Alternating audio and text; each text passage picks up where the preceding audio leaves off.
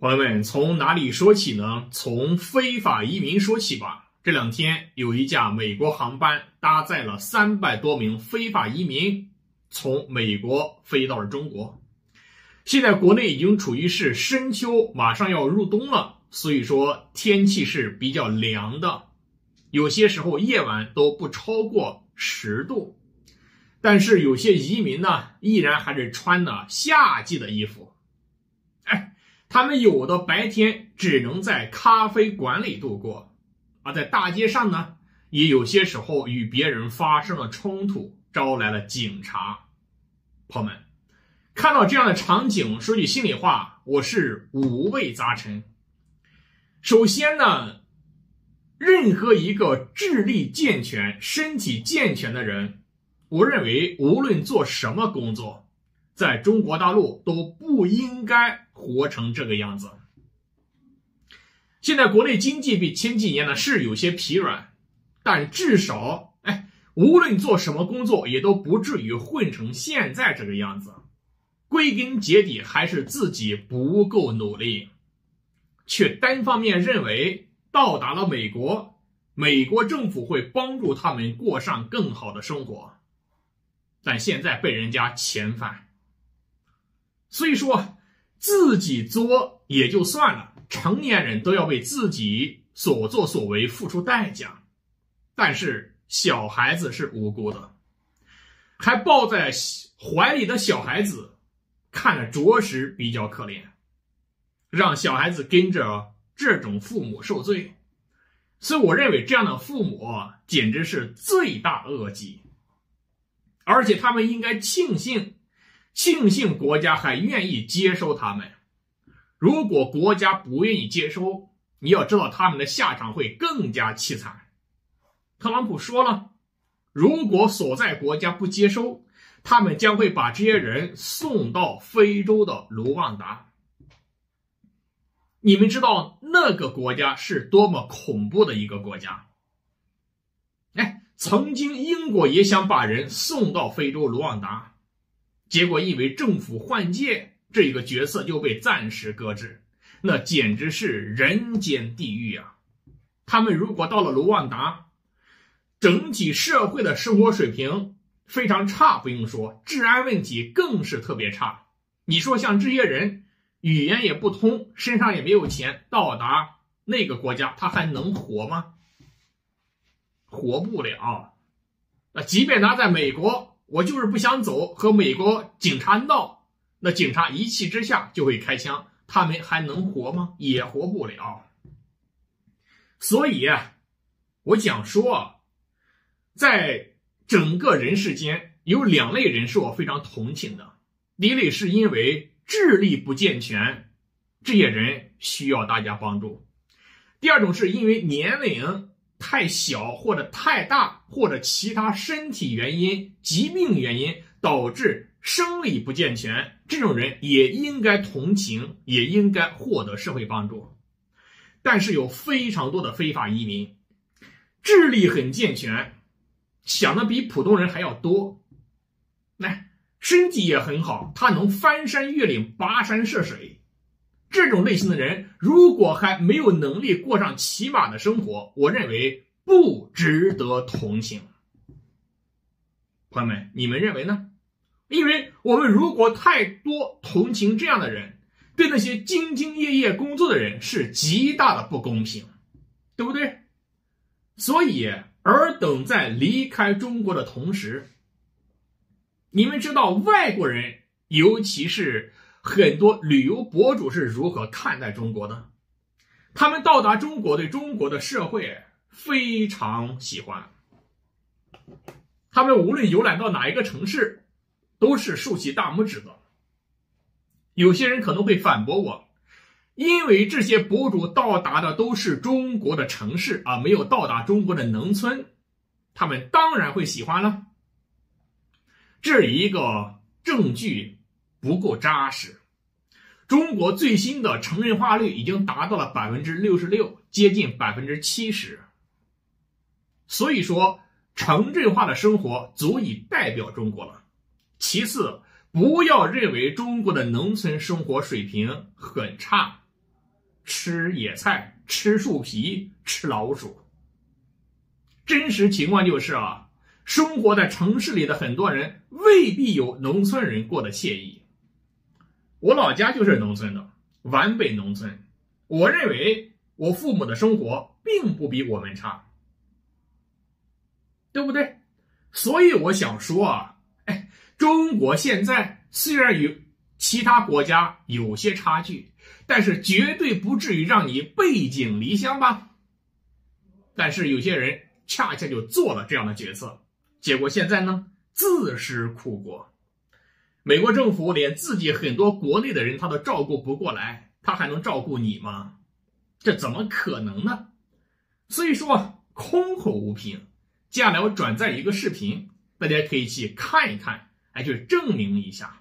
Propaganda, totally propaganda. I did not see one bit of litter on the floor the whole time I was there. And yes, there is a lot of cameras, there is a lot of security, but the benefit is you're safe. You haven't got to worry. The people that are worried about the cameras and that are obviously people that want to hide something. Yeah, want to get away with stuff. We decided today we're going to list our top 10 things we love about China. Should you watch to the end of this video because we have got like a massive announcement. So we're going to read one each and then we're going to answer them together, but we might have our own personal opinions as well. Of the things I love about China is the people are so kind. 100% agree. It wasn't what I expected. They were the most kindest, helpful people I've ever met. With such a large language barrier, they were so willing to help us instead of going dismissing us. As you say, like the Chinese people in Hong Kong and also around the world, they live like a fast-paced life. That's probably why we had this perception of them. Completely reversed. Like the people, the local people are just so nice, so kind, so helpful, and like Rianne said, they're patient. Even the security and police, like we asked for help one time, and instead of I thought they'd be like, no, you can't talk to us, you can't approach us. They're smiley as well, aren't they? They were really nice and helped us and directed us where to go. We didn't actually have one bad experience with any person out there. No, not one person was rude. Everyone was kind. So yeah, that is definitely number one. Definitely number one. Yeah.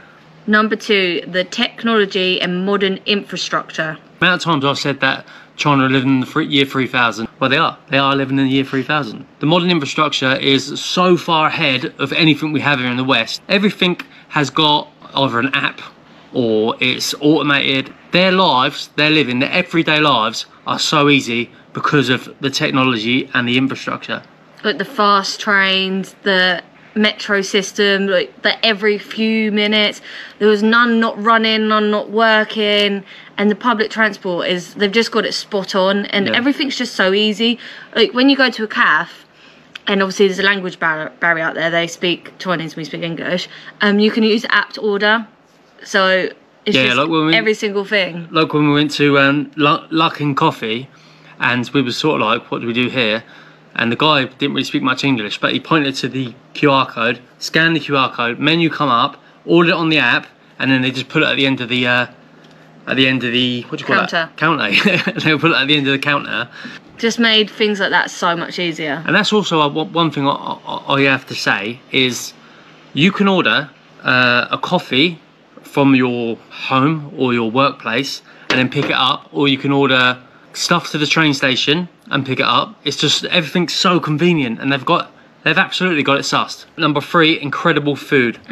Definitely the Peking duck. As we were in Beijing, duck was a big part of our travel experience, and the pancake roll, I dream about it every day. The best thing though, Mingxu. Mingxu. Sorry, I'd say it. Misha. Ice cream for 20p. Misha is incredible. I said this before, but the pastries in China surprised me so much. They were so nice. Little custard tarts and stuff. I have to say though, we had a lot of street food in our first trip in China. So our second trip is definitely going to be trying more restaurants and sit downs. We're quite tight, as you know, we're budget travellers living off $30 a day. We do tend to stick to street food because it's just a lot cheaper, but we definitely will try the hot pots and some sit-down meals. Number four has definitely got to be the prices. A lot of people told us it was expensive in China. We literally did not find it expensive one bit. If anything, we'd found it probably one of the cheapest countries I've ever been to. When we done the video on prices in China, a lot of people said in the comments like there's a deflation. Instead of like around the world, there's obviously a massive inflation, but in China apparently there's a deflation, and we definitely felt it because compared to the West and where we live in the UK, obviously we feel it so much when we go home. It's like everything's like double prices and triple prices, and it's gone from like £1. Everything that was £1 has gone to like £1.65. It's gone up so high in our country. But I'd say with prices, the transport is what got me, because it's such a big place, Beijing, and obviously the whole of China, and getting around, transport you need it cheap, and it was so cheap. Even like the bullet trains, I was shocked how cheap they were. Metro, hiring a bike for a day. I actually think, right, if us in the West, right, we can definitely learn something from this. I said this a few times in the series, that the West can learn a lot from China, and one of them is definitely making public transport cheaper. Oh, 100%. Because there's too many cars on the road. Here, you can't get parked within like a quarter of a mile of your house. If we just made public transport cheaper, then a lot more people would use it, and it would free up the roads. Think about it. Any trip on a bus here would cost you £2, which is crazy. But number 5, it is so clean. The streets are absolutely spotless. Like, I heard people saying to us, China, streets are dirty, it's filthy, blah, blah, blah. Propaganda. Totally propaganda. I did not see one bit of litter on the floor the whole time I was there. And I'm sorry to say, the same can't be said for places like India, Pakistan, even the UK. Certain areas in the UK are filthy. Obviously, I haven't seen the whole of China, but Beijing for sure, absolutely spotless. No like random graffiti everywhere. Like if you go on a tube in London, you'll find graffiti. There's nothing like that. There's no like homeless about as well. Yeah, didn't see any homeless. No, if you go into like our city centre here in Portsmouth, it's called Commercial Road, and it's literally all of the shops are shut down at the moment, and they got graffiti over them. It's full of homeless people, and it's just quite a depressing place to go at the moment because it's just so dull. The problem with the West, and America's had a massive hit with it as well, is mental health's quite severe. And with mental health, people give up, and that's why we're getting a lot of homeless people. And this video is not to bash the West, because that's my home. So I'm not going to say that. I'm not going to say China are the answer, the West are screwed. Not at all. I just think, like, as I said, there's a lot to learn. And definitely, with the homeless crisis, we need to learn to look after our own a little bit better. And number 6, this is probably the one that shocked me the most. It didn't feel like crowded.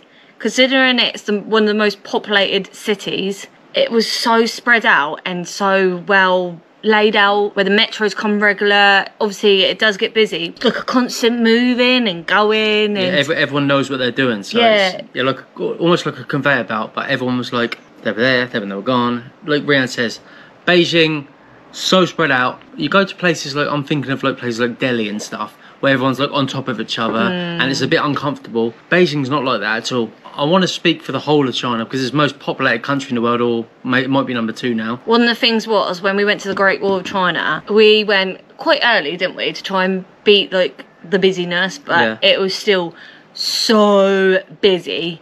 But where they've got such a well-made plan. Yeah, it's like all organised. They have escalators going up, so there's not like lifts or stairs or people hanging around. It was constantly moving. That tube station, I've never seen it so busy. No. It was literally, you couldn't see the floor. There was just people everywhere, and you thought, oh, this is going to be awful. As soon as we got there had people in a line. Everyone was like, had their spot. Perhaps it is busy. Perhaps there is people everywhere, but they just do it better. And they were like stopping the crowd going too mental on the escalators, so they were making gaps before you'd go on. Like, I'll get a bit panicky in a crowd. Like claustrophobia. Yeah, but it didn't feel like that because everyone's so spaced out. Not everyone's on you and in your face.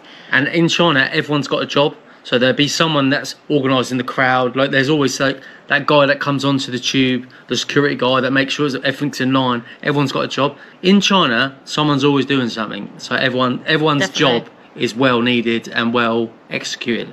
Right, let's go on to number 7. Because we don't want to bore people too much. Okay, I don't think I was boring people. And number 7, the nightlife and culture, family, food, and didn't see any drunk people. Yeah. We actually didn't, did we? No, not at all. a gripe of mine. I can't say much. I've probably been very much guilty of it myself. He's definitely that drunk idiot. Yeah, you see. I've been that drunk. I've been that drunk idiot many times. We all have. In the West, there's such a drinking culture. Like, I find I probably drink 30 times as much as I do when I'm at home to when I'm travelling. The same as like when we go to Thailand though. Like, it's not just like being away from home. Thailand's the same. You just want to have a drink. But China, it just seemed really nice.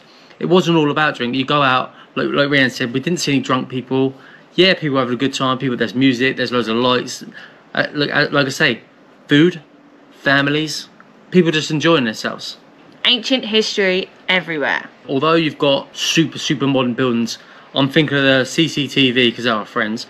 I'm thinking of the CCTV building, like that's like a stunning building, and that whole area around there, all the modern, as well as then buildings that are like 5,000 year old, and just loads of history. The history there's mad. Great Wall of China. Great Wall of China, obviously, yeah, like one of the most amazing places in the world. One of the 7 wonders of the world. And then you've got like old China kind of like streets where they sell food, traditional and old and modern, a bit of everything, and the old style building. They've kept like a lot of their culture as well as bringing the modern side into it. In China, there's going to be cities that are like super like high advanced. Beijing is definitely advanced, but it's got, yeah, like we said, it hasn't lost its culture and its uniqueness. It's nice to see. This is probably me who added this. Yeah, it definitely is. The fashion. Oh my god, I could not stop looking at everyone's clothes. Everyone's well dressed. So it's not even like well dressed, it's like out there as well. Baggy clothes and chunky shoes, and it just all works, and they look so good, and they make it look so simple. Like, they're not full of makeup and fake eyelashes. They just dress well. Their fashion's like it's like a casual fashion. Casual fashion, comfortable. You go to like Milan and Paris and stuff. Yeah. They're clunking around in heels. Yeah, like fashion capitals of the world for sure. They got just their own sense of style, and no one cares. Like, you can wear the wackiest thing, and no one will even bat an eyelid at you. Like, Chinese people keep to themselves. Yeah, that's something I didn't actually put on our list. And you said about being yourself. When we were vlogging, look, I don't really get conscious about vlogging because we've done it for so long. In China, it was like no one cared. It was natural. No one's looking at you because someone was doing, like, they were dancing, doing TikToks.